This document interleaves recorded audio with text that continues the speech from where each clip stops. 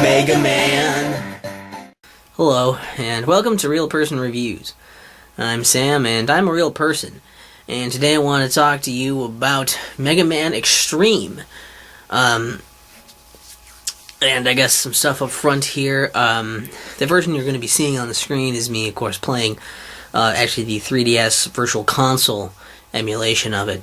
But I did own this on the actual cartridge. It's a Game Boy. You know, it's one of those where it's a Game Boy cartridge, but it's like a black cartridge, so like you can play it in a Game Boy or a Game Boy Color, because it was made when the Game Boy Color was out.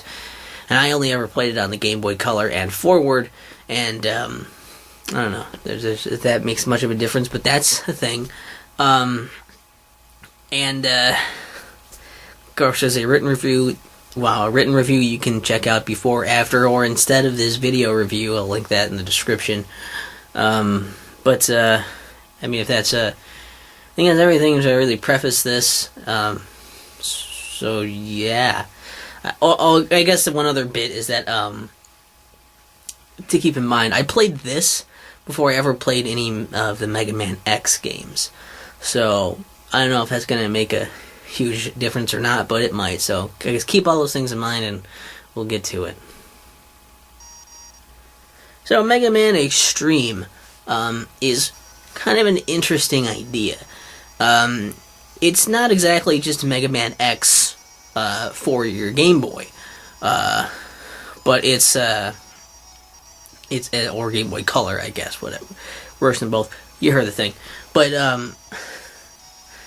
it's basically, I guess, I don't know. It's hard to explain.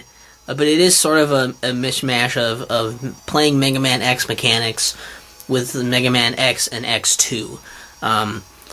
We'll get into that a little bit more, but the plot, I want to try to explain as best I can this kind of confusing and not super important plot going on here. Basically, I don't know when exactly in the X universe this takes place, but you play as Mega Man X. Basically, I guess what's going on is there are these robots. They have, you know, emotions and the capacity to feel things, and they're called Reploids. They're built all around the world now. They're a thing that have been established, and there are those of them that want to, you know, wreak havoc, and they're called Mavericks because they've gone Maverick and they're doing whatever they want. And so X, who you play as, and your partner in this, Zero, are Maverick Hunters. You're trying to take them down to keep the peace. And what happened was, here there's someone who has taken over what's called the mother computer, and I think this is all explained in the opening, probably better than I'm explaining it right here, that I guess they take control of that, and the Mavericks start, like, using that to spread even more destruction around and making it easier for everyone else, you know, all these other Mavericks to, you know, raise hell. And so, basically, X has to go and stop them, and to do that, he has to get into the mother computer. But it's protected, into the core of it, and it's protected by this enemy data, this fighting data, I guess. The data of your past, which is why you're fighting bosses that you've seen from Mega Man X and Mega Man X2. A mixture of them. And you have to fight the 4 bosses protecting the core. Then you can go to the core and try to stop them from, you know, doing their evil deeds and whatnot. It's kind of simple in what it is and confusing to explain because they kind of want to have a world around it. But yeah, all you really need to know is it's an excuse to put you into cyberspace to start fighting these bosses, just to get you into stages you've already played before and fight things without it necessarily messing with the actual timeline of the Mega Man X series. And the gameplay is similar to the X series if you're familiar with that, or even basic Mega Man stuff. You can move around, you can jump. It's a side-scrolling shooter. So you move around, you jump, and like when you start off, you'll start off on a stage, this like introductory stage where you learn the basics, and you learn that you can walk around, that you can jump, you can shoot shots. You can also hold the button down to charge up your shot and make it more powerful. You can slide on walls by holding the direction at them, and you can jump off of them while you're sliding down them. so you can kind of jump up to get up higher and jump off of them to, get more distance from going up from higher up on a wall and whatnot. And you can also dash by, double tapping a direction, hitting down and jump, or I think you can also, with one of the setups, you can make start, have you dash, I guess. So you do that and you figure out the basics of, how to actually play the game, get a feel for it. Goes into some more story for you and explain stuff, and then you get to pick from 4 different stages.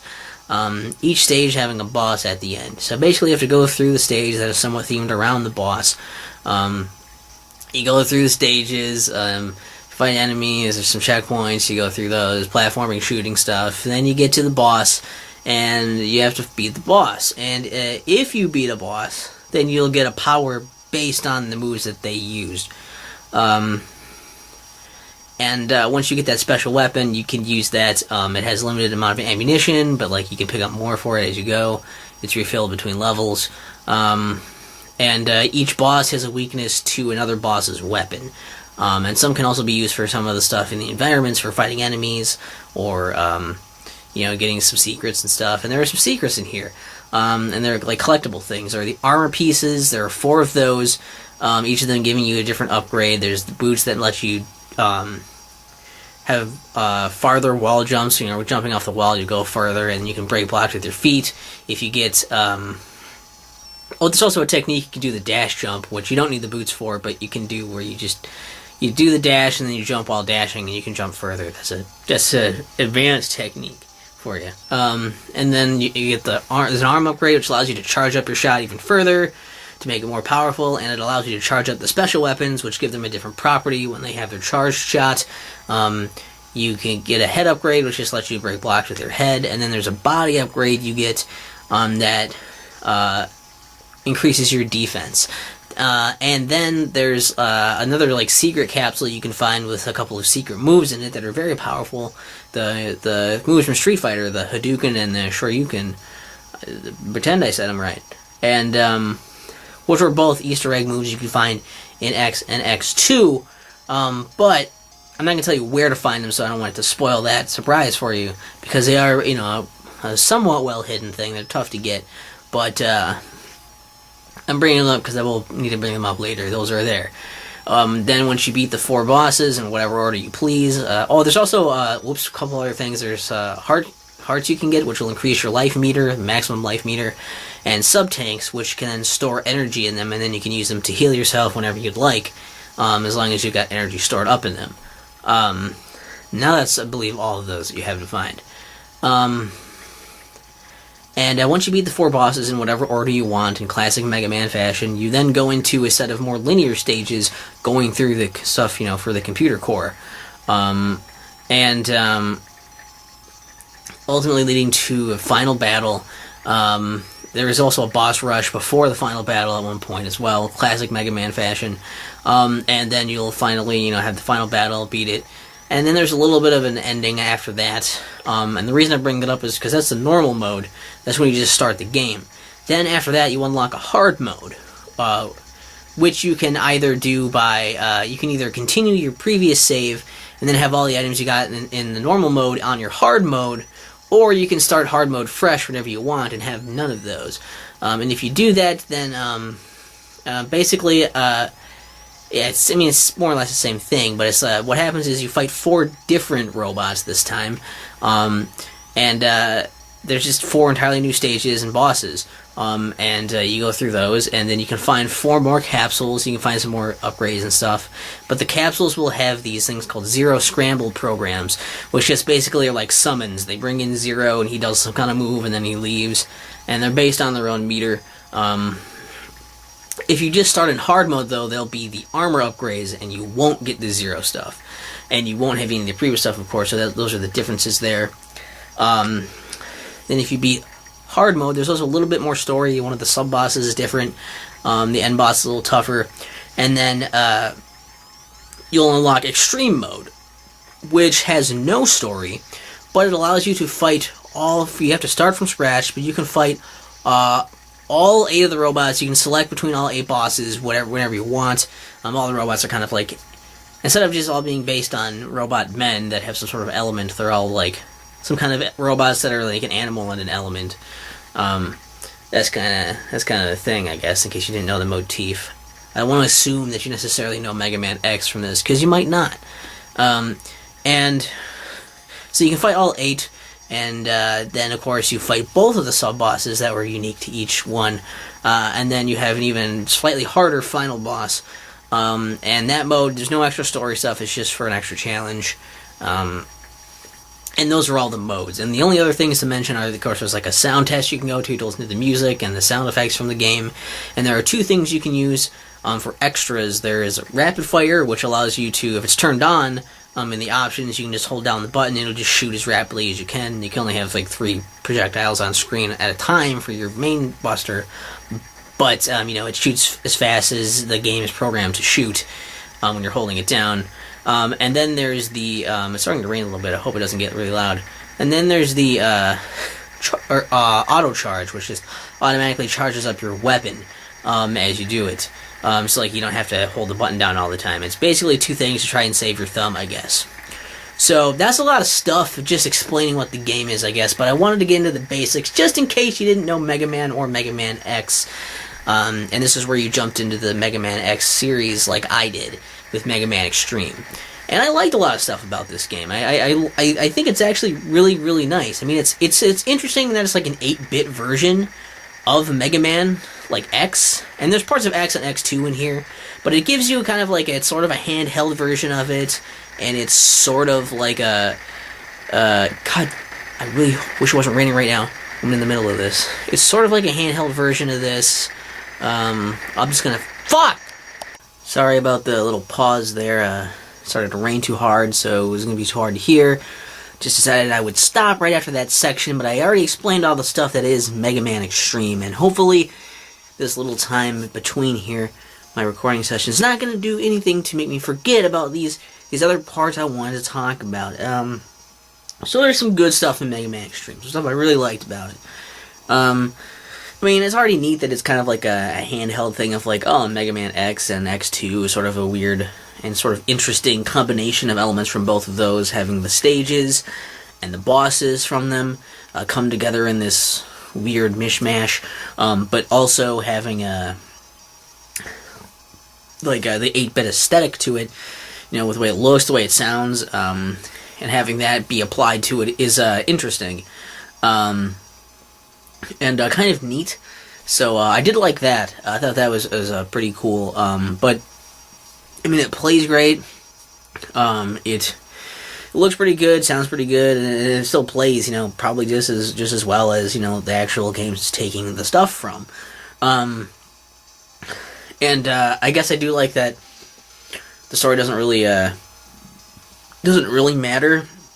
I mean, it'd be nice if it was a little bit better, I guess, but the game is clearly just about playing this stuff, and they didn't really want to, just straight up remake the same game, one or the other of them for the Game Boy Color. So it was cool to to at least kind of have this be somewhat interesting, so you're not just getting the same thing that you could have already had from how long ago, just worse. So there's that.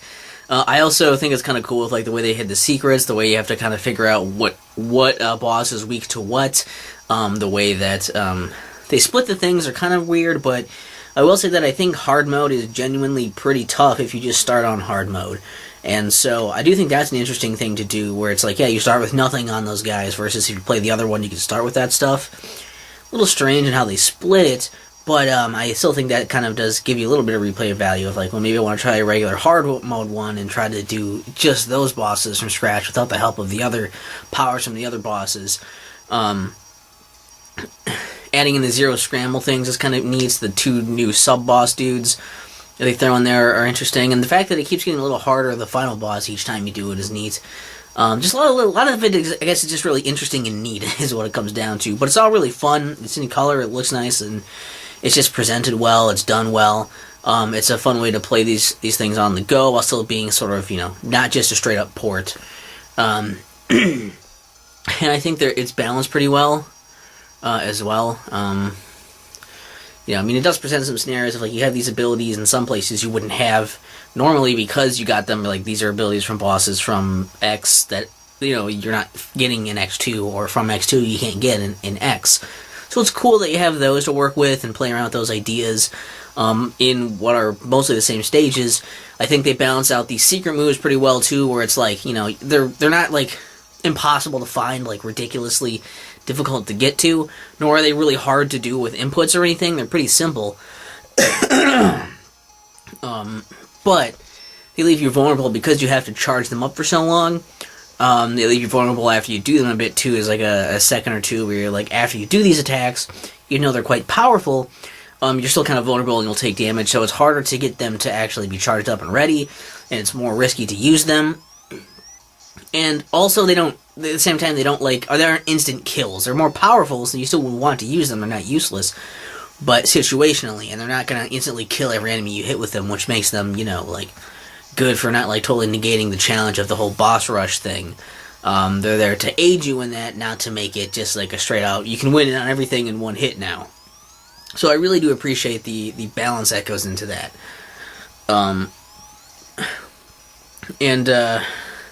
The idea of, like, just this, I guess it's more of a thing for Mega Man Xtreme, or Mega Man X in general, but the idea of having sub-tanks, I think, is kind of cool, because it takes the concept of having E-tanks from the original Mega Man games, but instead of just collecting a thing where you can heal with those, an unlimited amount of them or something, you have these tanks, but you have to fill them up yourself, get the energy in, and if you use them as sort of like a punishment almost, if you have to, like, okay, shit, like, I need a bunch of energy, so I need to go kill a bunch of these guys in this place where it's easy enough for me to kill them and get energy from them to stock up for the battle to come if I think I'm going to need it. I think it's pretty cool. Yeah, it's done in a way that presents a lot of interesting scenarios that are both familiar, yet also kind of make you think, because they're not exactly what you remember from all the other stuff. And if it's your first time playing any of the, you know, X series, it's all new stuff, and it's all fun. It's all pretty good. Hard to say much else other than, yeah, it's cool. Interesting and neat and fun. There's nothing taken away from this. Plus, I also just prefer the 8-bit style. I think it looks nicer. I think it sounds nicer. They even balance the balance of the auto things too, like the rapid fire and auto charge. Like rapid fire, you sorry, you hold down the button and you keep shooting, but like that would be like really easy, right? Because you get a lot more shots in than is humanly possible to hit with your thumb. It's as fast as the game can register it. But at the same time, while it's super helpful for that, it's like you can't really charge anything up if you have rapid fire on, unless you also have auto charge on. But auto charge won't charge your special weapons, probably so you won't waste ammo with them. But if you have rapid fire on and auto charge, then you can't charge your special weapons because the rapid fire takes precedence. It's like, well, when you have those out, then you just hold the button down, and instead of charging, you'll just keep continually shooting it. Should have some water for this, man. So, like, I don't know, like, there's cool, like, ways they kind of balance the fun ideas of this, and make it so that, you know, it doesn't feel, I guess it just feels a little more balanced than the source material does, and the bosses feel pretty balanced, too. They even add in a cool, like, oh yeah, there's, invulnerability frames to bosses now, too. Like, when you hit them, and they're like, ow, like, they have a few frames of invulnerability, just like you do. Which, like, that's cool. That's a nice balance, because then you can't just do, you know, like, Spark Mangel's not necessarily super hard still, but, like, you can't just stun lock him into, like, the ice move this time. Like, you have to actually, like, hit him and then, like, avoid him, too. And, like, enemies can't just be, you know, screwed over like that. And I think that's a nice way to go towards balancing it. I also heard a complaint that it was really hard. Like, people were complaining about the difficulty of it. But honestly, if you play around with the abilities, you kind of understand how they're used, what they can be used for, and what works, and you play around with it like you would with most Mega Man games, I don't think that's going to be an issue. I personally found it to be pretty simple, and yeah, it was difficult. I mean, it's a Mega Man game, it's not going to be super easy. At the same time, you kind of, I guess you figure it out. You get used to it. It's like, yeah, a lot of people are like, yeah, Mega Man 2, that's easy. And it's because you played it like 5 million times. You know all the things you're supposed to do in it. But, like, this is one of those where it's like, you know, you have to play through it, you have to figure out what works, and you have to use your weapons and your items and everything, your abilities, with the situations and roll with it. And, yeah, because of that, yeah, I think it's, that's a weird thing I didn't understand. I thought the difficulty was just fine considering what we're talking about here. But I did have a few complaints with this. Like I said, I think that maybe the story stuff could have been better, or maybe they should have just made it one story mode. Like, just make it all like what Xtreme mode is. Just make it like, okay, well, you just fight all 8 of them. You can pick between all of them right away.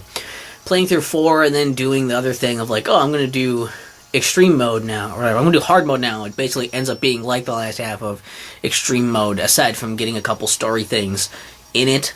And the story stuff isn't super important anyways. It's just kind of thrown in as a side thing to be like, this is why you're doing this, and why you're able to fight these same enemies but not have it be the same thing as X and X2. That kind of thing. I don't know, I guess maybe they could have done some other things, like, a big secret that was, like, that sucked to find, I thought, because there was no indication of it, was there's one where you have to use Wheelgator's wheel in, whose stage is it now?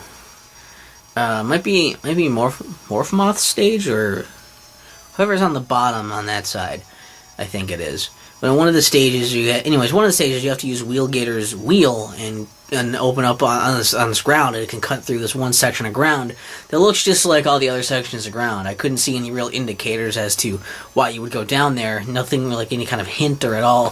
So that one was kind of bullshit to find the capsule down there. I don't know why they chose to do that. And that just seems silly. If that's the thing in the real game, I hope there'd be some way to really tell. But as far as I could tell, it wasn't obvious, even in the slightest. Even when I knew where it was, I still was like, how was I supposed to know? So that was kind of shitty. Sometimes there's a flicker problem where, like, a lot of stuff would be, like, flickering in and out because, I don't know, there's too many things on the screen or something. There is some slowdown at times, and there are some times when it feels a little less responsive, like, your shots don't always go sometimes when you shoot them, or, like, I don't know, it feels like sometimes, yeah, it's like you hit a button and it doesn't do your weapon, like, shot, and I don't know if it's just because of the frames with your animation, or if it is because of too many things going on, or what, because I didn't hold it long enough for something when I was pressing it. I just tapped it too fast and there was frame stuff. Not really sure. Just slight technical things like that, which you can roll with those punches. You shouldn't have to. But it was infrequent enough where I didn't feel like it broke the game to have that happen. It was very rare for that to be, like, the reason that I, like, died because of something like that, so I don't know. It's, maybe the biggest, I guess, complaints are just that it's weirdly rehashing stuff from X and X2, which, you know, it could have just done more new things. Like, the bosses, fine, but the stages maybe could have been more varied and just been, like, a takeoff of those same themes. Kind of like what the Game Boy original Mega Man games did, where they were like, oh, like, well, there's a lot of, like, recycling of the bosses and stage concepts and stuff, but there's still new stages. You're not playing the exact same things on that. So it's like, that would have been a cool thing to see, I suppose. And I don't know. Maybe a way to refill your weapons also. I don't know. Maybe not. But, like, I don't know. It has a few bugs, a few, like, problems. The sound cuts out sometimes when you're doing certain, like, other sound effects are happening because it's 8-bit. So it's not anywhere as impressive as the two separate games it's taking stuff from. Aside from the fact that it's pulling off this 8-bit version of it, it's doing this on a more inferior system. System that doesn't have all the capabilities of the Super Nintendo, and in that way it is cool. Maybe they could have just made one or the other, but it is an interesting way to make it so it's not just those, but not different enough, I think, is maybe just the problem I had with that. I still have the booklet from the game, but my game, like, broke, so it just stopped turning on, but I really like the art and stuff, so I kept the booklet. Mega Man Xtreme. Overall, this one I think is actually pretty good. I like it a lot. Obviously, I have some nostalgia for it, so it's like, it doesn't mean a ton for me to say that, but it's really fun. If you like Mega Man X and X2, or just the series in general, or even just like if you like 8-bit Mega Man, it's a cool one to check out if you're interested. If you'd like to see Mega Man X in 8-bit, if you'd like to have maybe just this weird like companion piece to X and X2, you just want more 8-bit Mega Man, you know, you want to play, I don't know, just this one you haven't played. It's one of those where I can see some people to recommend it to for maybe, I don't know, like $15-20, something like that. I mean, I really like it a lot. It is highly available, I believe, or maybe not this one specifically, but it's like available, like, you know, you can get it on the 3DS eShop like I got it. It's also on Game Boy Color. I guess I don't know if it's on much else other than that, honestly. So it's an interesting thing, and really only recommended to some of those other fans, but even so, like, it is hard to recommend because if you have X and X2 already, you kind of know most of this stuff, just not in 8-bit and not in this mashup. And, like, you know, those are probably going to be more impressive to you. Most people prefer those anyways. It doesn't do for the handheld thing what the original Mega Man, you know, like Game Boy ones did for the Mega Man series compared to the NES ones. And also, like, you know, for Mega Man on the go, like, you can already get Mega Man X and X2, I believe, like on your new 3DS. You can get those also on other systems and a variety of other things too, but on those, and it probably will be coming to the Switch once that whole online thing gets kicked in or whatever, they'll probably be available on that too to play on the go, so you don't necessarily need this at this point anymore. But for those who are interested, I do think there is people out there who are interested enough in it where it would be worth getting. And like I said, $15-20 probably is, I would say, is maybe the max for this thing, because it's really good, but, you know, you'd have to be pretty interested. I'm interested, but I can totally understand if you're not. I don't know much else to say, so I don't know. Maybe I'll hit Mega Man Xtreme 2 next, if I get that or something. We'll see what happens. What did you guys think of Mega Man Xtreme? Have you played Mega Man Xtreme? And if you've played Mega Man X, X2, and Xtreme, tell me some of your thoughts on how it integrates a lot of those ideas, as I'm somewhat familiar with X, not super familiar with X2, and I would like someone who's more of a veteran in that area to converse with. Yeah, I think that's everything, though.